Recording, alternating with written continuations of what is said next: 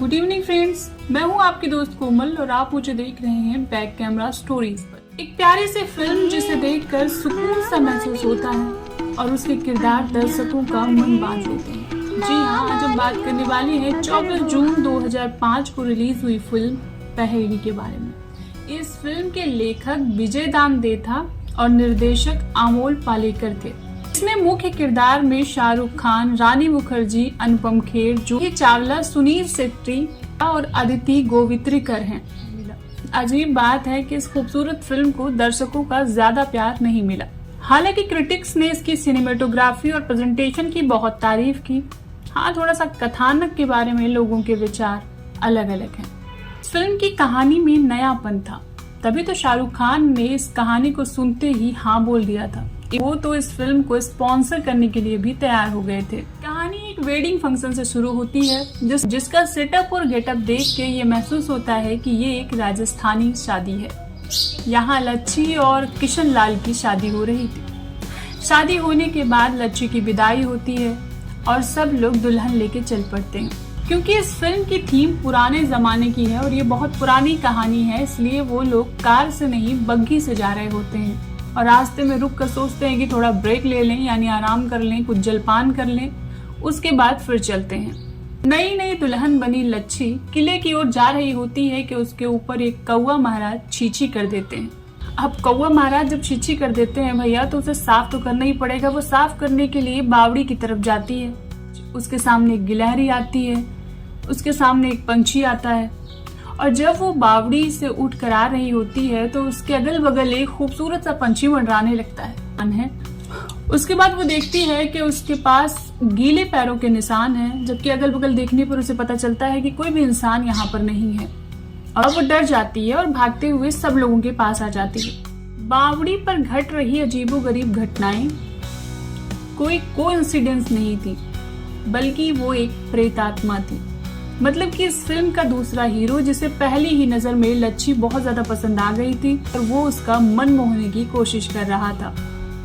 यहाँ का सीन खत्म होता है। दुल्हन लेकर किशन लाल अपने घर पहुँचते हैं। वहाँ दुल्हन का अच्छे से स्वागत होता है। पूरे घर में खुशी का माहौल है, सब कुछ अच्छे से निपट जाता है, सब लोग बहुत खुश होते हैं। उसके बाद शाम होती है, फिर रात होती है, यानी ये लच्छी की सुहाग रात है। मन में ढेरों तमन्नाएं लिए लच्छी दूध का गिलास लेकर किशन के पास जाती है, लेकिन किशन अपनी नई नवेली दुल्हन की तरफ देखता भी नहीं और अपने हिसाब किताब में एकदम व्यस्त रहता है।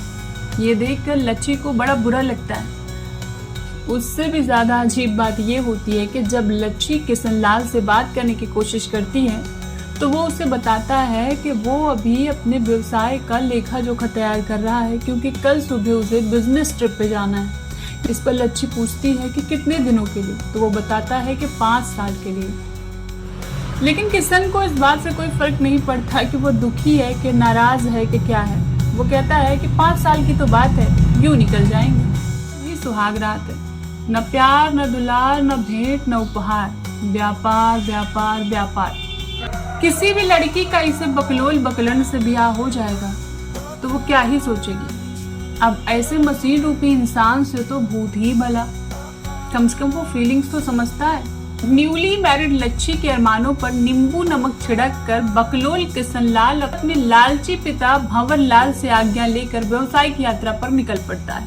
रास्ते में उसे प्यास लगती है और वो पानी पीने के लिए बावड़ी के पास जाता है। बावड़ी के पास ही वो भूत भी रहता है। उसे बड़ी हैरत होती है कि गजब दूल्हा है, कल ही इसकी शादी हुई और आज ये कहाँ निकल पड़ा। उसके अंदर क्यूरियोसिटी जगती है और वो इंसान का रूप धर कर इससे बात करने आता है।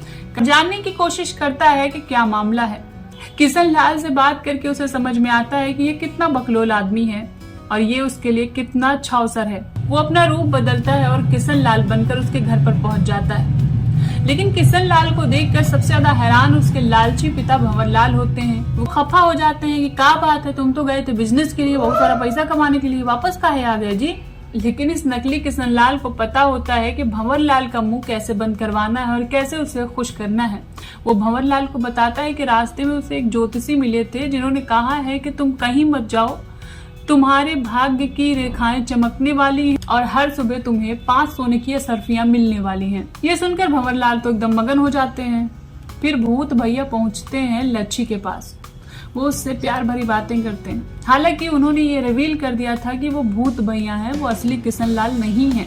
अगर लच्छी चाहती है कि वो उसके पास रुके तब वो रुकेंगे, अगर वो नहीं चाहती है कि वो उसके पास रुके तो वो चले जाएंगे। लेकिन लच्छी सोचती है कि एक वो किशन लाल था जो कल ब्याह कर लाया और आज व्यवसाय करने निकल गया, एक ये है जो बिना किसी रिश्ते से मुझसे इतना लगाव रख रहा है। और लच्छी सब जानते हुए भी भूत वाले किशन लाल के साथ रहने को तैयार हो जाती है और दोनों के बीच प्रेम प्रसंग शुरू हो जाता है।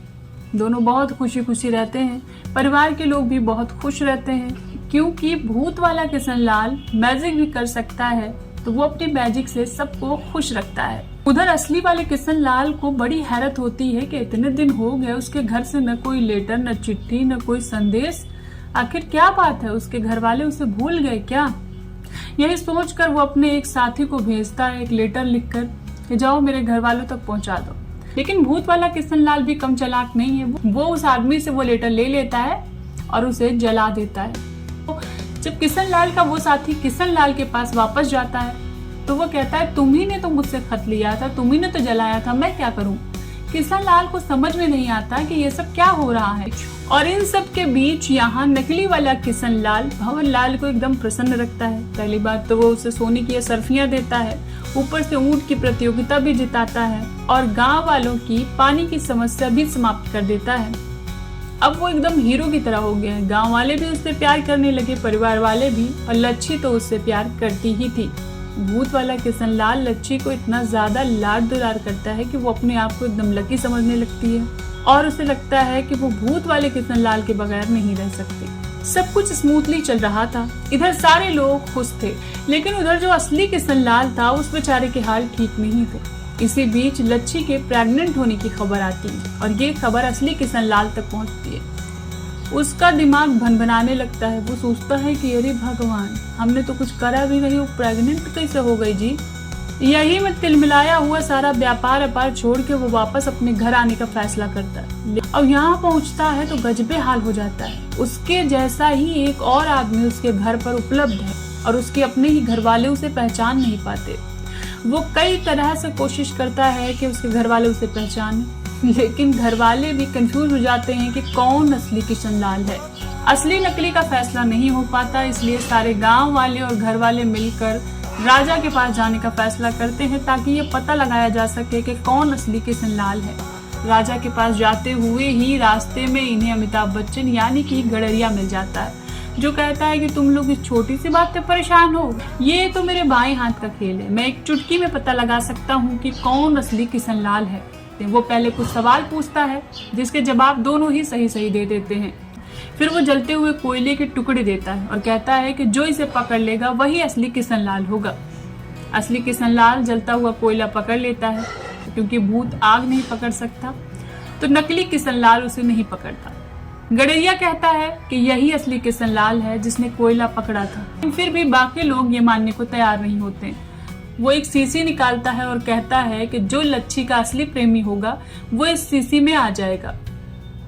पता नहीं उसका क्या जादू टोना रहता है, नकली किशन लाल को शीशी में जाना पड़ता है और सब लोग जान जाते हैं कि कौन असली किशन लाल है, कौन नकली किशन लाल है। सब फैसला हो जाता है। वो उस बोतल को बंद करके रेत में फेंक देता है। इधर लच्छी एक बेटी को जन्म देती है, लेकिन वो दुखी रहती है, बाकी सब लोग खुश रहते हैं।